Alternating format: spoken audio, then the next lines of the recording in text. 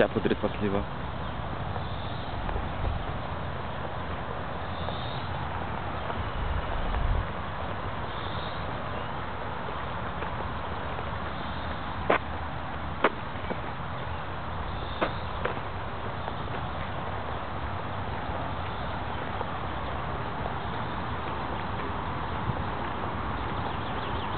Тук има пак някакво паркченце.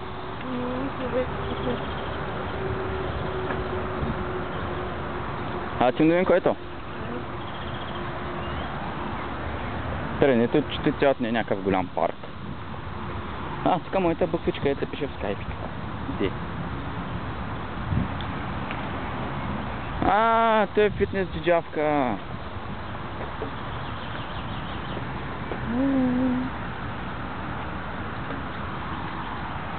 Показвам как функционира. Да, добре. Само път. Знаете колко е лесно? Това е лесно.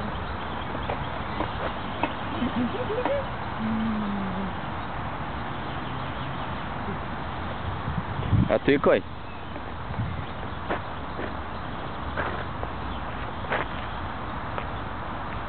Ще е за гръб. Той е някакъв друг странен уред, на който сега ще се качи. Ако се изтърся, ще се смеят хората.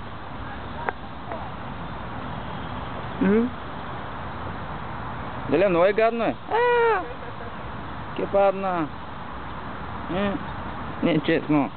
Твърде е лесно. Така е, драги зрители, сега ще ви покажа как Радост мисли, че кара кола. С два волана. Това го има само в Испания. В България все още никой не го е измислил. Виж, какъв е символът. Така е. Показвам и аз. На кой е лесно, човек? Ко? Патките! Къде са патките?